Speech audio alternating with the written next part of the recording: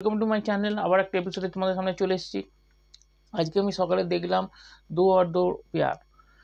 ফিল্মটা দেখে আমি প্রথমে বলবো, ফিল্মটা রেটিং যদি দিই আমি আউট অফ 5 2.5 স্টার দেবো। এবার বলি আমার কেমন পুরো সিনেমাটা লেগেছে।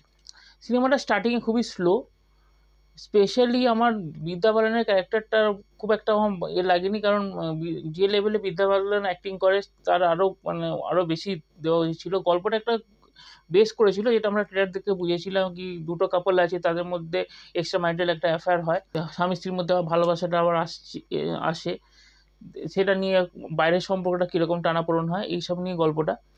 পার্টিকুলার প্রতীক গান্ধীকে খুব ভালো লেগেছে। বিদ্যাবানের ক্যারেক্টারটা খুব ভালো ছিল। অ্যাকচুয়ালি বিদ্যাবান অভিনয় ভালো করেছেন, কিন্তু যে লেভেলের অ্যাক্ট্রেস বিদ্যা বালান আমার সেই লেভেলটা ক্রস করেনি বলে আমার একটুখানি জিনিসটা ভালো লাগেনি। বা ইলিয়ানা ডিক্রুজকে আমার খুব ভালো লেগেছে, ইলিয়ানা ডিক্রুজকে খুব ফিট লাগে, আর অ্যাক্টিংও তো খুব ভালো।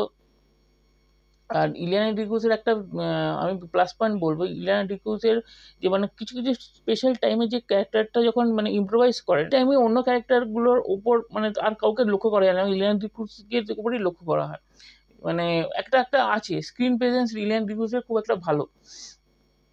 এবার বাকিদের যারা বলছি আছে, প্রতীক গান্ধীকে বলবো, প্রতীক গান্ধী ভালো অভিনয় করেছে, কিন্তু প্রতীক গান্ধী যে লেভেলে আমরা স্ক্যাম 92 দেখার পর থেকে প্রতীক গান্ধী যে লেভেলের যে অভিনয়টা আমরা দেখেছি না, ওই লেভেলের কোনো ডাইরেক্টর তাকে ওইভাবে ইউটিলাইজ করতে পারছে।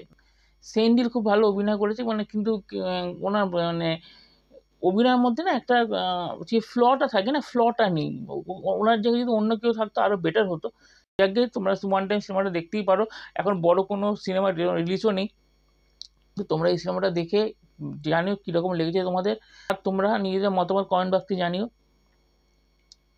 আর মুভিটা গিয়ে তোমরা দেখতে পারো, ওয়ান টাইম ওয়াচ তো ডেফিনেটলি ওয়ান টাইম ওয়াচ তোমরা গিয়ে টাইমে দেখতে